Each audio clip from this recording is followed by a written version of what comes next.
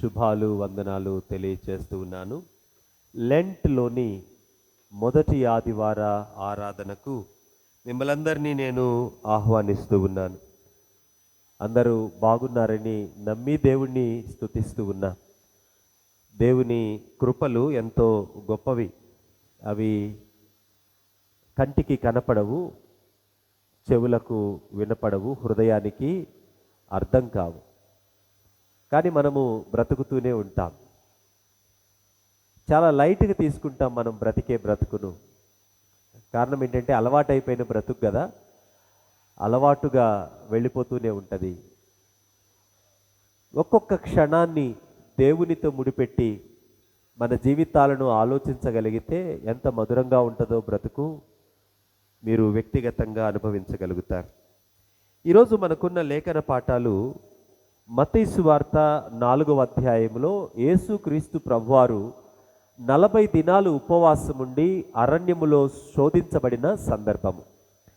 2వ లేఖనము పత్రిక పాఠము కొరంథీయులకు రాసినటువంటి 2వ పత్రిక 6వ అధ్యాయము మొదటి 10 వచనాలలో పౌలు భక్తుడు తాను చేసిన పరిచర్య, ఏ స్థితిలో ఆయన పరిచర్యను చేశాడో, ఆ పరిచర్య ఏ రీతిగా కొనసాగిందో, ఆ పరిచర్య కొనసాగుతూ ఉన్నప్పుడు ఆయన జీవితంలో ఉన్న సంగతులేంటో మనకు స్పష్టంగా ఈ 2 లేఖనాలలో మనము చూడగలుగుతాం. దయచేసి ఆలోచన చేయండి. మత్తయి సువార్త 4వ అధ్యాయం మనందరికీ తెలిసిందే కదా. యేసుక్రీస్తు ప్రభువారు అరణ్యానికి కొనిపోబడ్డారు. 40 దినాలు అక్కడ ఆయన పగలు రాత్రి ఉపవాసం ఉన్నాడు. ఆ తర్వాత జరిగిన సంగతులు 3 శోధనలు మనకు తెలుసు. 3 శోధనల్లో ఒకటి శరీరాశ, 2 నేత్రాశ, 3 జీవపు డంబము. ఇప్పుడు ఈ సందర్భాన్ని మనం జాగ్రత్తగా ఆలోచన చేస్తే యేసుక్రీస్తు ప్రభువారు ఎక్కడికి తీసుకొని వెళ్ళబడ్డారు? అరణ్యములోనికి తీసుకొని వెళ్ళబడ్డారు. అరణ్యము అనే అనుభవము బైబిల్లో చాలా స్పష్టంగా వ్రాయబడ్డ అనుభవం. బైబిల్లో ప్రత్యేకంగా అరణ్యము అనగానే మనకు కొన్ని అనుభవాలు గుర్తు రావాలి. ఒకటి, ఏదెను వనము నుంచి ఆదాము హవ్వలు అరణ్యములోనికి తోలివేయబడ్డారు. అరణ్యము అంటే ఏంటి? వనము అంటే ఏంటి? వనము అనంటే ఆర్డర్లీ థింక్కి, క్రమంగా ఉండేదానికి ఒక ఉదాహరణ. క్రమంగా లేని దానికి, ఎలా పడితే అలా ఉండేదానికి అరణ్యము, అంతే కదండి. మీరు పార్కుకి వెళ్తే ఎలా ఉంటుంది? పార్కు చక్కగా ప్లాంట్స్ అన్నీ అరేంజ్ చేయబడి ఉంటాయి, నడవటానికి రోడ్డు ఉంటుంది, వాటర్ ఫౌంటైన్స్ ఉంటాయి, అక్కడ ముళ్ళ పొదలు ఏమీ ఉండవు, విషపూరితమైన సంగతులు ఏమీ ఉండవు, అక్కడ ప్రమాదాలు ఏమి ఉండవు, గడ్డిలో దొర్లినా కూడా హ్యాపీగా దొర్లుతారు. కానీ అరణ్యంలో నడిచేటప్పుడు ఎలా ఉంటుంది? ఎటు నుంచి ఏమొస్తుందో తెలియదు, క్రమంగా ఏముండదు, అక్కడ డిస్టర్బ్డ్ కండిషన్స్ ఉంటాయి. సో అరణ్యము, డెజొలేషన్ అనేది ఒక డిస్టర్బ్డ్, ఆర్డర్ లేని స్థితికి గుర్తుగా ఉంది. నెక్స్ట్ మనకు అరణ్యం ఎక్కడ కనపడుతుంది అంటే, మోషే 40 సంవత్సరాలు మిద్యాను అరణ్యములో ఉండటాన్ని మనము చూస్తాం. ఆ తర్వాత ఇశ్రాయేలీలు 40 సంవత్సరాలు అరణ్యములో ప్రయాణించి కనానులోనికి ప్రవేశించడం చూస్తాం. ఆ తర్వాత అరణ్య అనుభవం మనకు మత్తయి సువార్తలో బాప్తిస్మమిచ్చు యోహాను అరణ్యములో ఒక కేక వేస్తూ ఉన్నాడు. దేవుని రాజ్యము సమీపించింది, మారు మనస్సు పొందండి, పాపక్షమాపణ పొందండి. ఆ తరువాత ఆ అరణ్యములోనికి వచ్చి బాప్తిసం తీసుకున్న యేసుక్రీస్తు ప్రభువారు త్రియేక దేవుడు దిగి, ఈయన నా ప్రియకుమారుడు, ఈయన యందు నేను ఆనందించుచున్నాను అని సాక్ష్యం ఇచ్చిన సందర్భం అది. తండ్రి తన ప్రియకుమారుణ్ణి చూపిస్తూ పరిశుద్ధాత్ముడు యేసుక్రీస్తు ప్రభువారి మీదకి దిగి జరగబోతూ ఉన్న మహాప్రణాళికకు సిద్ధపరిచిన ఒక సిద్ధపాటు సందర్భం అది. ఆ సిద్ధపాటులో నుంచి అరణ్యములోనికి కొనిపోబడి అరణ్యములో 40 దినాలు ఆయన ఉపవాసం ఉన్నాడు. 40కి కూడా మనకు చాలా ప్రాముఖ్యత ఉంది. నోవాహు జలప్రళయం ఎన్ని రోజులు వచ్చింది? 40 రోజులు వచ్చింది. మోషే 40 సంవత్సరాలు అరణ్యములో ట్రైనింగ్ పొందాడు. ఇశ్రాయేలీయులు 40 సంవత్సరాలు ట్రైనింగ్ పొంది కనానులో ప్రవేశించారు కదా. 40 హ్యాస్ ఎ సిగ్నిఫికెన్స్. 40 డేస్ యేసుక్రీస్తు ప్రభువారు ఉపవాసం ఉన్నారు. అయితే ఇక్కడ మనము ఆలోచించాల్సింది ఏంటి అంటే, యేసుక్రీస్తు ప్రభువారిని పరిశుద్ధాత్ముడు తండ్రి సందర్శించి, తండ్రి ఒక స్వరాన్ని వినిపిస్తూ ఉన్నాడు, ఈయన నా ప్రియకుమారుడు, ఈయన యందు నేను ఆనందించుచున్నాను. దానితో మనకు 3వ అధ్యాయం ముగుస్తుంది. 4వ అధ్యాయం ప్రారంభం ఏంటంటే, ఆయన అరణ్యమునకు కొనిపోబడ్డాడు, అరణ్యానికి వెళ్ళాడు. అరణ్యములో 3 శోధనలు కనపడతాయి. ఒకటేంటి, అయ్యా ఈ రాళ్ళు నువ్వు రొట్టెలుగా మార్చుకో. 2, ఎత్తైన గోపురము మీదకు తీసుకొని వెళ్ళి ఇక్కడి నుంచి దూకు, నువ్వు ఆయన ప్రియకుమారుడివి కదా, దేవదూతలు నిన్ను కాపాడుతారు. 3, నువ్వు నాకు సాగిలపడు, ఈ ప్రపంచమంతటిని నేను నీకు ఇస్తాను. ఈ 3 శోధనలు కూడా మనకు దేవుని వాక్యములో స్పష్టంగా కనపడుతూనే ఉంటాయి. రాళ్లను రొట్టెలుగా మార్చుకోమని అన్నప్పుడు ఇటువంటి ఒక శోధన ఇశ్రాయేలీయులకు వచ్చింది. ఇశ్రాయేలీయులు అరణ్యములో ప్రయాణం చేస్తూ ఉన్నప్పుడు పలు దఫాలు అనేక సార్లు వారు ఆకలి కొన్నారు. ఆకలి కొన్నప్పుడు వాళ్ళు ఏం చేశారు, మోషేని విసిగించారు, దేవుణ్ణి శోధించారు. దేవుడు విసిగిపోయాడు వారి గురించి. పగలు మేఘస్తంభంగా, రాత్రి అగ్నిస్తంభముగా వారితో కూడా నడుస్తూ ఎర్ర సముద్రాన్ని చీల్చి 400 సంవత్సరాల బానిసత్వం నుంచి విడిపించినటువంటి ఆయనను నమ్మకుండా తమకు కావలసిన ఆహారం కోసం దేవుణ్ణి శోధించిన అనుభవం ఇశ్రాయేలీయుల జీవితంలో ఉంది. ఆల్రెడీ తన స్వారూప్యములో, తన పోలికలో ఆదామును హవ్వను చేస్తే ఆ పండు వారికి చాలా మధురంగా కనపడింది, గొప్పగా కనపడింది. దేవుని మాట కంటే కూడా ఆ పండును తినడం చాలా గొప్ప సంగతిగా వారు భావించారు. అదే యేసుక్రీస్తు ప్రభువారి దగ్గరకు వస్తే ఆకలితో ఉన్నాడు, బలహీనతతో ఉన్నాడు, కానీ ఒకటే మాట అన్నాడు, మనిషి దేవుని నోట నుంచి వచ్చు ప్రతి మాట వలన జీవిస్తాడు. ఎందుకు వీక్నెస్లోనే శోధనలు వస్తాయి? ఎందుకు వీక్నెస్లోనే శోధనలు వస్తాయి? ఎందుకు? తప్పని పడిపోతారు, అంతే కదా. వీక్నెస్లో పడిపోవడం చాలా ఈజీ.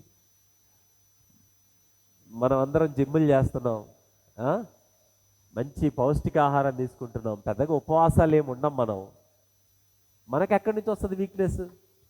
సుమంత్ చెప్పు, మనకెక్కడి నుంచి వస్తుంది వీక్నెస్? కాబట్టి మనకు శోధించబడే అవకాశం లేదు.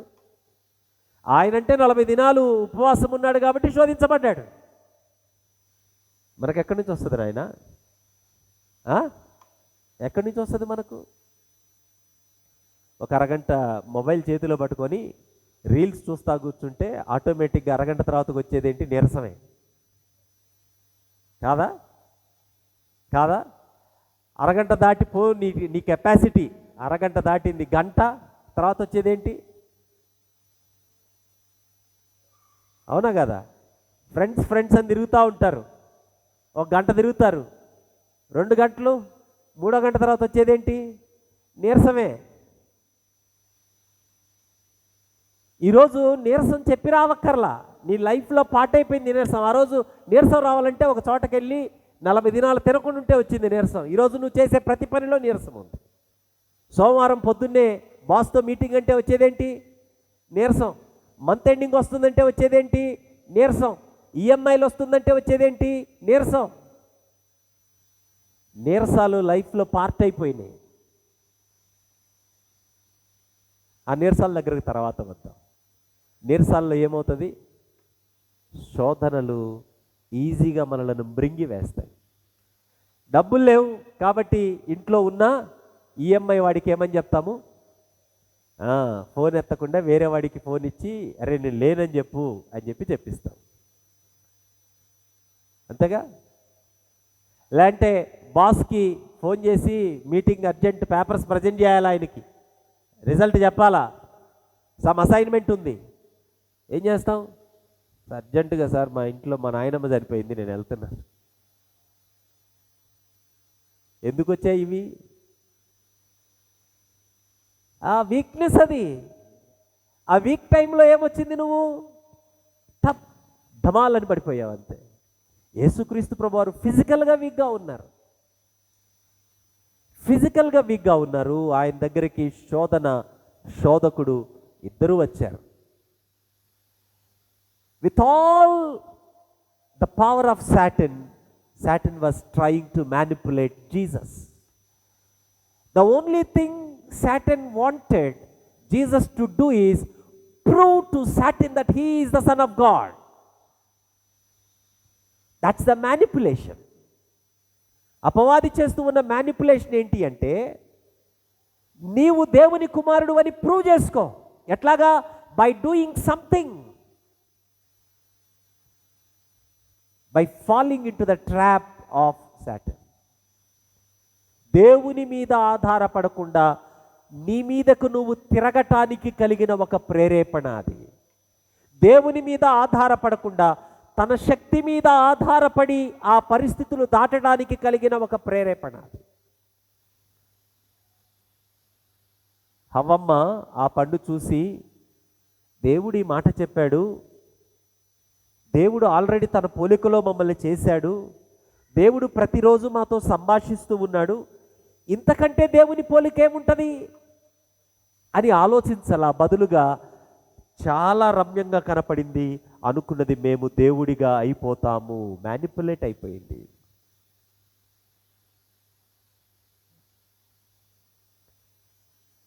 అప్పటి వరకు అద్భుతాలు జరిగించిన దేవుడు వారితో కూడా నడుస్తూ ఉంటే, ఈయన మాతో ఉన్నాడు, మమ్మల్ని పోషిస్తూ ఉన్నాడు అని ఆయన మీద ఆధారపడకుండా మోషేని, దేవుణ్ణి శోధించడం ప్రారంభించారు.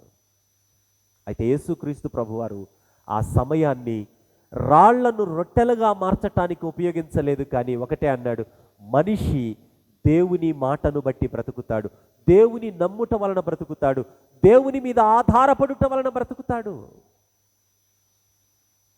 2, యేసుక్రీస్తు ప్రభువారి దగ్గరకు వచ్చి ఎత్తైన స్థలానికి తీసుకొని వెళ్ళి, ఇదిగో ఇక్కడి నుంచి నువ్వు దూకితే నీ తండ్రి దేవదూతల్ని పంపిస్తాడు, ఆ దేవదూతలు నీ కాలికి రాయి కూడా తగలకుండా నిన్ను పట్టుకుంటారు. దూకితేనే దేవునికి యేసుక్రీస్తు ప్రభువారు కుమారుడిగా తేల్చబడతదా? కథ తెలుసుగా మనకు, నాన్న పులి కథ తెలుసా? అబ్బాయి ఏం చేశాడంట, నాన్న పులి అన్నాడు. అమ్మో అని తండ్రి పరిగెట్టుకొని బయటకు వచ్చాడు. లేదు, ఊరకనే తమాషకు అన్నాను నాన్న అన్నాడు. రెండోసారి కూడా నాన్న పులి అన్నాడు.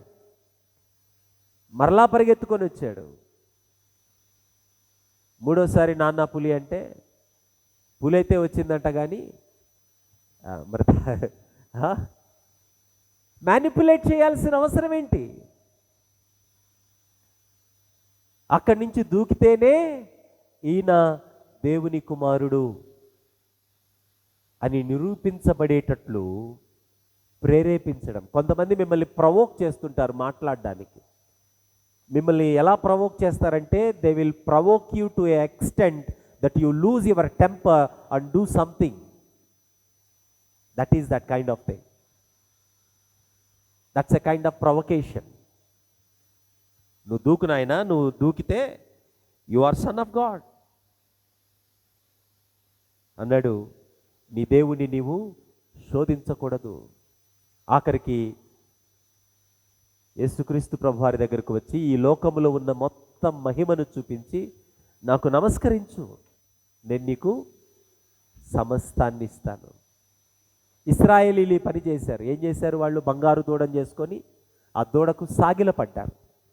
యేసుక్రీస్తు ప్రభువారు, కేవలము నీ దేవుడికి మాత్రమే నీవు మ్రొక్కాలి, నా దగ్గర నుంచి పో సాతానా అని ఆయన గద్దించారు.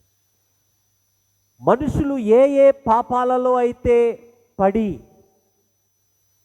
ఏ రీతిగా శరీరాశ, నేత్రాశ, జీవపు డంబాలకు తమ బలహీన సమయాలలో లోనైపోయి తమ జీవితాలను ఛిద్రం చేసుకుంటూ ఉన్నారో, అటువంటి భయంకరమైన బలహీన సమయంలో అటువంటి శోధనలన్నిటి గుండా వెళ్ళి ఆయన జయశాలిగా నిలిచాడు. ఆ శోధనలు ఆయనను తాకలేకపోయినాయి.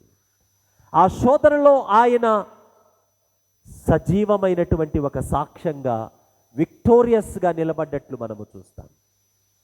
మీరు చెప్పండి, ఆయన జయశాలిగా శోధనలు జయించడానికి కారణం ఏంటి? దేవుడి మీద ఆయన పరిపూర్ణంగా ఆధారపడ్డాడు. దేవుని మీద తాను పరిపూర్ణంగా ఆధారపడ్డాడు గనుక తాను భౌతికమైన భయంకర బలహీనతలో ఉన్నప్పటికీ భౌతికమైన బలహీనత తన మీద ప్రభావం చూపించలేకపోయింది. ప్రతి సమస్యను ఆ బలహీనతలో నుంచే ఆయన దాటాడు. ఇంకో మాట గమనించండి, మార్కు సువార్తలో ఇదే ఉదంతములో ఉంటుంది. ఆయన ఈ శోధనలు దాటగానే, ఈ పరీక్ష దాటగానే దేవదూతలు వచ్చి ఆయనకు పరిచర్య చేశారంట. ఆయనతో పాటు జంతువులు కూడా ఉన్నాయంట. యెషయా గ్రంథంలో ప్రవక్త ఒక ప్రవచనాన్ని ప్రవచిస్తాడు. ఏమని? ఇదిగో ఒక కాలము రాబోతూ ఉంది, సింహము గొర్రెపిల్ల కలిసి ఉండబోతూ ఉన్నాయి. ఎప్పుడైతే ఏదెను వనము నుంచి ఆదాము హవ్వలు తొలివేయబడ్డారో, దేవుని యొక్క మహోన్నతమైన ప్రణాళికను దాటి అరణ్యములోనికి వారు ప్రవేశించారో, అదే అరణ్యములో యేసుక్రీస్తు ప్రభువారు తన జీవితాన్ని ప్రారంభిస్తూ, తన పరిచర్యను ప్రారంభిస్తూ అక్కడ శోధనను జయించి ఆ అరణ్యాన్ని వనంగా మారుస్తూ ఉన్నాడు. ఆ అరణ్యములోనే జంతువులతో సహజీవనం చేసే ఒక అనుభవాన్ని తిరిగి తీసుకొని వస్తూ ఉన్నాడు. It is again establishing the kingdom of God as it was prophesied. ప్రవచించబడ్డ రీతిగా దేవుని ప్రణాళిక నెరవేర్చబడటానికి ఒక ప్రారంభాన్ని మనం అక్కడ చూస్తాం. No doubt he was victorious over all the tribulations and the trials that he went through. ఇంకొక టెక్స్ట్ మనకు కనపడేది ఏంటి అంటే పౌలు భక్తుడు కూడా అనేక శ్రమలను, అనేక శోధనలను ఆయన అనుభవించినట్లు 6వ అధ్యాయంలో మనకు కనపడుతుంది. 4వ వచనంలో అంటాడు, శ్రమల అందును, ఇబ్బందుల యందును, ఇరుకుల యందును, దెబ్బల యందును, చెరసాలలోను, అల్లర్లలోను, ప్రయాసములోను, జాగరణములోను, ఉపవాసములలో మిగులు ఓర్పు గలవారమై ఇన్ని అనుభవించాడంట. ఆయన జైల్లో ఉన్నాడంట, ఫాస్టింగ్లో ఉన్నాడంట, అనేక ట్రయల్స్ ఆయనకు వచ్చాయి, అనేక ఇబ్బందులు ఆయనకు వచ్చాయి, అల్లర్లలో పడ్డాడు. గుమ్ముకూడి మోదిపడేశారు ఆయన్ని, బాధిపడేశారు ఆయన్ని. కొన్ని గుంపుల్లో అయితే ఆయన నుంచోబెట్టి గుడ్డలొప్ప తీసేశారు ఆయనకు. Such was the life that he was passing through. ఇంతకు ఇలాంటి శ్రమలు ఎందుకు ఎదుర్కొన్నాడు పౌలు? ఎందుకు ఎదుర్కొన్నాడు? Any guess? ఎందుకు ఎదుర్కొన్నాడు? ఎందుకమ్మా ఆకాష్? ఎందుకు ఎదుర్కొన్నాడు పౌలు శ్రమలు? కారణం ఏంటి? For the sake of gospel. సువార్తను ప్రకటించటానికి వెళ్ళాడు కనుక మాత్రమే ఇవన్నీ వచ్చాయి. జైల్లో ఎందుకు పడ్డాడు? సువార్త ప్రకటించాడు కాబట్టి. గుంపుగా కూడి ఎందుకు కొట్టారు? సువార్త ప్రకటించాడు కాబట్టి. కొరడాతో ఎందుకు కొట్టారు? బెత్తంతో ఎందుకు కొట్టారు? గుడ్డలు ఎందుకు ఉపదీశారు? సువార్త ప్రకటించాడు కాబట్టి. ఆకలితో ఎందుకున్నాడు? సువార్త ప్రకటించాడు కాబట్టి. అదే సువార్త ప్రకటించిన వాళ్ళను హింసించిన రోజున మంది మార్బలం ఉంది, గుర్రాల మీద తిరిగాడు, స్కాలర్ అని పిలువబడ్డాడు, గొప్ప జీవితం కలిగి ఉన్నాడు. No trials, no problems. కానీ హీ వాజ్ బీయింగ్ పర్సిక్యూటెడ్, శ్రమపరచబడ్డాడు, శోధించబడ్డాడు.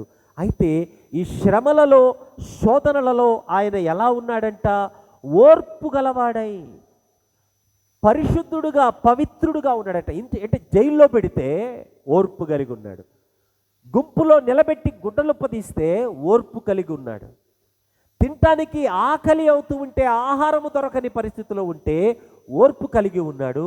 పవిత్రంగా ఉన్నాడు, పాపం చేయలేదు, దోషం చేయలేదు. ఇంకా జ్ఞానముతోనూ, దీర్ఘశాంతముతోనూ, దయతోనూ, పరిశుద్ధాత్మ వలన కలిగిన నిష్కపటమైన ప్రేమతోనూ ఉన్నాడంట. How was this possible? ఎలా ఉన్నాడు ఇలాగా? ఇంకా ఏం చెప్తూ ఉన్నాడు? సత్యవాక్యము చెప్పుట వలనను దేవుని బలము వలనను కుడి ఎడములు నీతి ఆయుధములు కలిగి. ఎలా జరిగారంట? నీతి ఆయుధాలను కలిగి, ఓర్పు కలిగి. నీతి ఆయుధాలు తన జీవితంలో ఉన్నాయి కాబట్టి ఓర్పు కలిగి ఉన్నాడు, పవిత్రంగా ఉన్నాడు. దేవుని జ్ఞానాన్ని ఆ సమస్యలలో, శ్రమలలో దేవుని వాక్యము చేత తనను నింపుకుంటా ఉన్నాడు. ఆ శ్రమలలో, సమస్యలలో దేవుని వాక్యాన్ని ప్రకటిస్తూ ఉన్నాడు.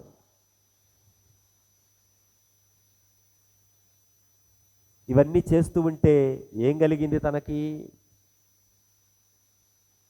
8-10 వచనాలలో ఘనత కలగల, దుష్కీర్తి కలిగిందంట ఆయనకి. అంటే ఆయన్ని తోలనాడారు. తర్వాత మోసగాడ అన్నారు ఆయన్ని. ఫస్ట్ ఏం చేశారు? ఆయన్ని దూషించారు, బూతులు తిట్టారు ఆయన్ని. తర్వాత అన్నారు మోసగాడ అన్నారు. తర్వాత వీడికి ఏం తెలియదురా అన్నారు. వీడికి ఏం తెలియదు, వీడికి ఊరకు వచ్చి ఏదో మాట్లాడుతున్నాడు అన్నారు. చనిపోయినట్లు ఉన్నాడు. ఇది తన అనుభవం. చూడండి, ఒక పక్కన ఇన్ని శ్రమలు అనుభవిస్తుంది కేవలము సువార్త కోసం. ఈ శ్రమలు అనుభవిస్తుంటే ఆయనకు కలిగిన రివార్డ్ ఏంటి? బహుమానం ఏంటి? తెలివిలేనాడా, బూతులు ఇట్టించుకోవడం, ఇంకా చచ్చినోడా, పచ్చి మాటల్లో మాట్లాడుకుంటే ఇట్లా మోసగాడా. ఇది తనకు కలుగుతున్న బిరుదులు. ఈ శ్రమలలో ఇటువంటి బిరుదుల మధ్య ఎలా బ్రతుకుతూ ఉన్నాడంట? ఓపికతో బతుకుతూ ఉన్నాడంట, పవిత్రతతో బతుకుతూ ఉన్నాడంట, దీర్ఘశాంతముతో బతుకుతూ ఉన్నాడంట, నిష్కపటమైన ప్రేమను కలిగి బ్రతుకుతూ ఉన్నాడంట, జ్ఞానముతో బ్రతుకుతూ ఉన్నాడంట, సువార్తను ప్రకటించుట ఆపకుండా బ్రతుకుతూ ఉన్నాడంట. ఎలా సాధ్యమైందో ఇతనికి అంటూ ఉన్నాడు. నీతి ఆయుధాలు నేను కలిగి ఉన్నాను. ఎక్కడి నుంచి వచ్చాయి ఆయనకి నీతి ఆయుధాలు? ఎక్కడి నుంచి వచ్చాయో మొదటి వచనం చూడండి. కాగా మేమాయనతో పనివారమై మీరు పొందిన దేవుని కృపను వ్యర్థము చేసుకోవద్దని మిమ్మును బతిమాలు కొనుచున్నాను. దేవుని కృప వ్యర్థం చేసుకోవద్దయ్యా అని చెప్తూ ఉన్నాడు పౌలు. ఎవరికి? కొరింథీ సంఘములో ఉన్న వారికి. కొరింథీ సంఘం అంటేనే రోమా సామ్రాజ్యములో ఉన్నటువంటి ఒక ప్రాంతము.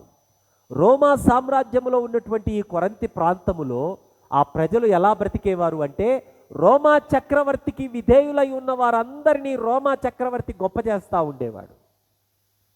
రోమా చక్రవర్తికి ఎవరైతే విధేయులుగా ఉండరో వారి జీవితాలు భయంకరమైన స్థితిలోకి నెట్టివేయబడతా ఉండేవి. కొరింథీ సంఘములో అత్యధికంగా ఉన్నది ఎవరయ్యా అంటే పేదలు, బానిసలు, పారిపోయిన వాళ్ళు, సరిగా పని చేసుకోవటానికి అవకాశం లేని వాళ్ళు, విధవరాండ్రు, అనాథలు, వీరు అధికంగా ఉన్నారు. వీరితో పాటు డబ్బున్నవారు కూడా ఉన్నారు ఆ సంఘములో. అందుకనే అనేక వ్యత్యాసాలు ఆ సంఘములో ఉండేవి. అటువంటి సంఘములో యేసు క్రీస్తును గురించిన వార్తను నమ్మకంగా ప్రకటిస్తూ ఉంటే అనేక శ్రమలు ఆయనకు కలిగాయి. ఆయనకు బిరుదులు రాకపోగా ఇంకా కష్టాలు ఎక్కువైపోయాయి. వీటన్నిటిలో నీతి ఆయుధాలు కలిగి ఆయన నమ్మకంగా, పవిత్రతతో, నిష్కపటమైన ప్రేమతో, జ్ఞానముతో కొనసాగగలిగాడు. కారణం ఏంటి అంటే తన యొద్దకు వచ్చిన దేవుని కృపను నిర్లక్ష్యం చేయలా. నీకు నీతి ఆయుధాలు ఎక్కడి నుంచి వస్తాయి? దేవుని కృపలో నుంచి వస్తాయి. ఏంటి కృప? కృప దేవుడు నీకు అనుగ్రహించిన మహా గొప్ప భాగ్యము. ఈ కృపలో దేవుని సన్నిధిని ప్రేమించలేని బలహీనతలో ఆదాము అవ్వవలే, ఈ ప్రపంచమంతటి వలె నీతి ఆయుధాలను పొందుకోలేని నిస్తేజమైన జీవితము నీవు కలిగి ఉండగా అక్కడ నుంచి దేవుడు కృప అనే బహుమానాన్నిచ్చి క్రీస్తు స్థాయికి నిన్ను లేపి నీ జీవితములో క్రీస్తులాగా ప్రతి శోధనను, ప్రతి శ్రమను జయించి క్రీస్తులాగా నిలబడాలని ఆయన నీ కోసం చేస్తూ ఉన్న, నీ కోసం అనుగ్రహించిన గొప్ప భాగ్యము. కాబట్టే కొరింథీ సంఘముతో అంటూ ఉన్నాడు పౌలు భక్తుడు, ప్రియదేవుని సంగమా, మీకు అనుగ్రహించిన కృపలో నీతి ఆయుధాలున్నాయి. మీరు కృపను ఆశ్రయించి దేవునితో కలిసి పని చేస్తే, మీరు కృపను ఆశ్రయించి దేవునితో కలిసి పని చేస్తే మీ జీవితంలో ఓపికగా ఎలా బ్రతకాలో, పవిత్రంగా ఎలా బ్రతకాలో, జ్ఞానముతో ఎలా బ్రతకాలో మీకు అర్థమవుతుంది. ఇప్పుడు వేసుకోవలసిన ప్రశ్న ఏంటంటే, నీ జీవితంలో గడిచిన వారంలో ఎంత టైం దేవునితో కలిసి నువ్వు పనిచేశావు? ఎన్నిసార్లు దేవుని కృప నీ జీవితానికి అనుగ్రహించబడ్డది అని యాక్టివ్గా నువ్వు జ్ఞాపకం చేసుకున్నావు? ఇప్పుడు ఇంకొక ప్రశ్న వేసుకుందాం. పౌలు భక్తుడికి వచ్చిన శ్రమలన్నిటికీ కారణం ఏంటి? గాస్పల్ని ప్రకటించడం వల్ల, గాస్పల్ని అనుగ్రహించిన దేవుణ్ణి ప్రకటించడం వల్ల. అంతేనా? యేసుక్రీస్తు ప్రభు వారి శోధనకు కారణం ఏంటి? ఏమమ్మా, ఎవరు యేసుక్రీస్తు ప్రభు వారి శోధనకు కారణం? యేసుక్రీస్తు ప్రభు ఎవరు కారణం? దేవుడు. దేవుడి పని చేయటానికి ఆయన సిద్ధపడ్డాడు. కాబట్టి దేవుని యొక్క మహాప్రణాళికను నెరవేర్చాలి. కాబట్టి ఆ నెరవేర్చవలసిన ప్రణాళిక చెడగొట్టడానికి పూనుకున్న ప్రక్రియ శోధన ప్రక్రియ. ఆయన ఆ మహాప్రణాళిక కొరకు సిద్ధపడతా ఉంటే అపవాది ఆ ప్రణాళికను శోధన ద్వారా చెడగొట్టడానికి జరుగుతూ ఉన్న ప్రయత్నం. ఇప్పుడు చూడండి, యేసుక్రీస్తు ప్రభువారు శోధించబడడానికి కారణం దేవుని యొక్క ప్రణాళిక. పౌలు భక్తుడు శ్రమలకు వెళ్ళటానికి కారణం దేవుని యొక్క సువార్త. ఇప్పుడు మీరు నాకు చెప్పండి, మీ జీవితాలలో చాలాసార్లు మీ గురించి మీరు జాలి పడతా ఉంటారు కదా. ఏమని? ఎంత కష్టం వచ్చింది నాకు, ఎంత భయంకరమైన పరిస్థితి వచ్చింది నాకు. ఒక్కసారి నువ్వు నాకు చెప్పు, ఆ పరిస్థితి ఎందుకు వచ్చింది? దేవుని కోసం నిలబడ్డందుకు వచ్చిందా, లేకుంటే నీ స్వకీయ దురాశను బట్టి వచ్చిందా? యాకోబు భక్తుడు అంటాడు తన పత్రికలో, ఎవడైనా శోధింపబడుతున్నప్పుడు నేను దేవుని చేత శోధింపబడుతున్నాను అని అనకూడదు. ఎలా శోధింపబడతాడంట? నీ దురాశ. ఆశ మంచిదే, ఆశ దేవుడిచ్చింది. ఆశ దాటినప్పుడు వచ్చేది దురాశ. ఆశకు కొన్ని పరిమితులు ఉన్నాయి. ఆ సర్కిల్లో ఉన్నప్పుడు అది మంచిది, వివాహము మంచిది. వివాహము దాటిన తర్వాత అది దురాశ. నీకు దేవుడిచ్చిన పనిలో సంపాదించుకోవడం మంచిది, అది దాటి అన్యాయంగా బ్రతకడం దురాశ. నీకున్న 100 గజాల్లో నువ్వు బ్రతకడం మంచిది, ఆ 100 గజాలను ఎట్లా ఇంకో 2 గజాలు పెంచుకోవాలని నీ ఏమంటాం దాన్ని, గోడను కొద్దిగా జరిపి కొట్లాడడం దురాశ. దురాశ ఏం చేస్తుంది? ఈడ్చి నిన్ను శోధిస్తుంది. ఇప్పుడు నాకు చెప్పండి, మీ జీవితంలో వీక్నెస్ ఎందుకు వస్తుంది? యేసుక్రీస్తు ప్రభు వారికి వీక్నెస్ ఎందుకు వచ్చింది? దేవుని పని చేస్తూ ఉంటే వచ్చింది. పౌలు భక్తునికి ఎందుకు వచ్చింది? దేవుని పని చేస్తూ ఉంటే వచ్చింది. దేవుని పని చేస్తూ బలహీనులైనప్పటికీ, అదే కొరింథీ పత్రిక 4వ అధ్యాయంలో అంటాడు, మా బాహ్య పురుషుడు కృషించుచున్నను, మా అంతరంగ పురుషుడు దినదినము నూతన పరచబడుతుంది. అంటే ఇది ఇనుము చిలుము పట్టడం తెలుసా? ఏమంటాం? రస్ట్ పట్టడం. రస్ట్ పట్టేటప్పుడు ఏమైపోయింది? కొంతకాలానికి అసలు అక్కడ ఐరన్ లేకుండా వెళ్ళిపోతుంది కదా. అలాగా మా బాడీ ఈటవే అయిపోతుంటే కూడా, మా బాహ్య పురుషుడు కృషించిపోతుంటే కూడా, మా లోపల పురుషుడు దినదినము నూతన పరచబడుతున్నాడు. ఎక్కడి నుంచి మాట్లాడుతున్నాడు? మా బాహ్య పురుషుడు కృషించుచున్నను, మా అంతరంగ పురుషుడు దినదినము నూతన పరచబడుచున్నాడు. ఈరోజు యేసుక్రీస్తు ప్రభువారి జీవితాన్ని, పౌలు భక్తుడి జీవితాన్ని మనము పరిశీలన చేస్తే, వారి జీవితంలో వారు కలిగి ఉన్న కన్నీటి అంతటికీ కారణం దేవుడి పని. దేవుడి పని వారు నమ్మకంగా చేస్తూ ఉండటాన్ని బట్టి ఆ కన్నీరు వారి జీవితంలోనికి వచ్చింది.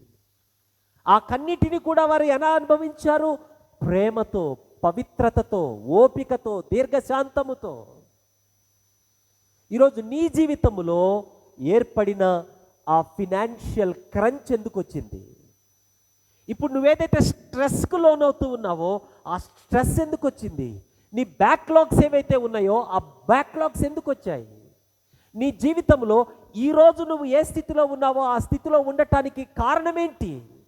దేవుడి ప్రణాళికన నీకు నీవుగా చేసుకున్నటువంటి తప్పులన్నీ అలాగ నిన్ను నీకు చూపిస్తున్నాయా ఈ రోజున?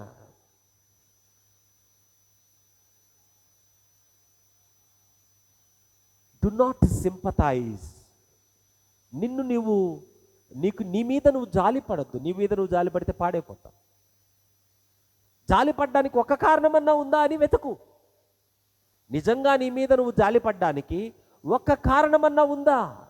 ఒకవేళ కారణం కానరాకపోతే ప్రభువుని అడుగు. ఎందుకు? ఇద్దరు వ్యక్తులు మనకు కనపడుతున్నారు. ఒకళ్ళు యేసుక్రీస్తు ప్రభువారు, ఇంకొక వ్యక్తి పౌలు భక్తుడు.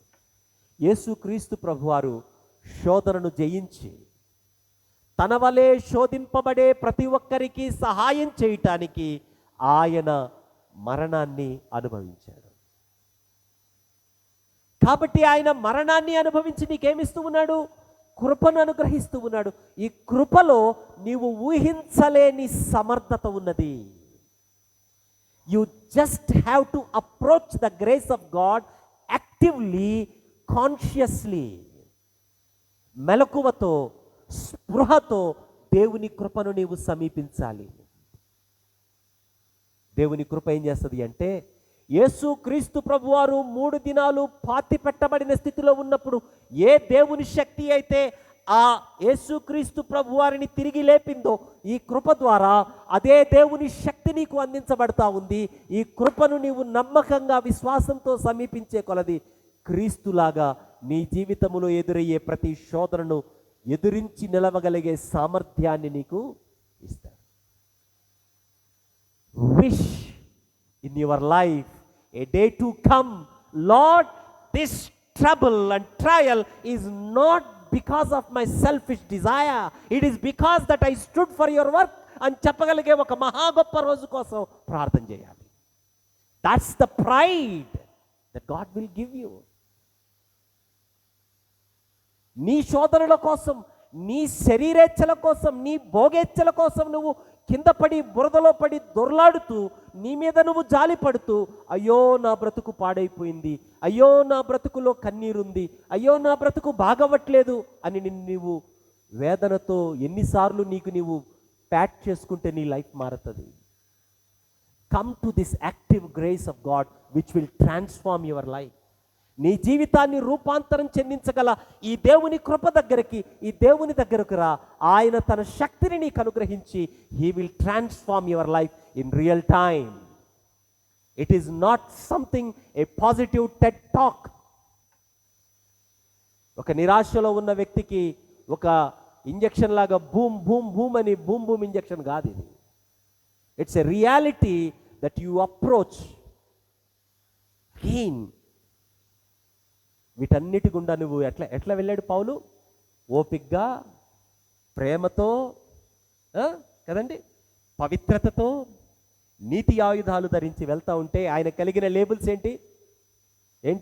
చెడ్డోడా కదా. ఆయన కలిగిన లేబుల్స్ ఏంటి? చెడ్డోడా, తెలివి లేనోడా, సచ్చినోడా. ఇవి ఆయన కలిగిన labels. Don't expect grandeur in your life, but be happy that your life will pass through anything that comes before you. నీ జీవితంలో వచ్చే ఏ స్థితినైనా సరే అదే స్థితిలో నీవు దాటి వెళ్ళి దేవుని గొప్ప మహిమను చూస్తావు. చాలామంది మభ్యపెడుతుంటారండి. Don't turn your lifes to those manipulations. దేవుడు నిన్ను ఈ స్థితిలో నమ్మకంగా నిలిపి దేవుడి కొరకు గొప్ప ఆయుధంగా మార్చటానికి దేవుడు ఇష్టపడుతున్నాడు. అచ్చం యేసుక్రీస్తులాగే శోధన జయించే వ్యక్తిగా నిన్ను నిలబెట్టడానికి ఆయన ఇష్టపడుతూ ఉన్నాడు. ద ఓన్లీ చాయిస్ ఈజ్, ఆ కృపను నిర్లక్ష్యంగా సమీపిస్తావా, లేకుంటే ఆసక్తితో ఆ కృప దగ్గరకు వచ్చి నీ జీవితాన్ని సమర్పించి విశ్వాసముతో ఆ కృపను కౌగలించుకొని ఆ కృపతోనే ప్రయాణం చేస్తావా? What's your choice? If your choice నీవు గనుక ఆ కృప దగ్గరకు వచ్చి నమ్మకంగా బ్రతకటానికి తీర్మానం చేసుకుంటే, come what may in your life, even death, you will give your life happily to the death. Come on, engulf me. మరణంతో ధైర్యంగా చెప్పగలుగుతావు, రా వచ్చి నన్ను మింగు. ఎవరు చెప్పారు అలాగా? ఎవరు చెప్పారు అలాగా? Can you tell some name? ఎవరు చెప్పారు అలాగా? అబ్బా, ఎవరు ఆన్సర్ చేయకపోతే బాధ వేస్తుందబ్బా. ఎవరు చెప్పారమ్మా? అలాగా గ్రేస్తో నింపబడి ఒక వ్యక్తి పొలికేక వేశాడు, బిత్తరపోయింది సమాజం ఆ రోజు. ఎవరైనా? స్టీఫెన్.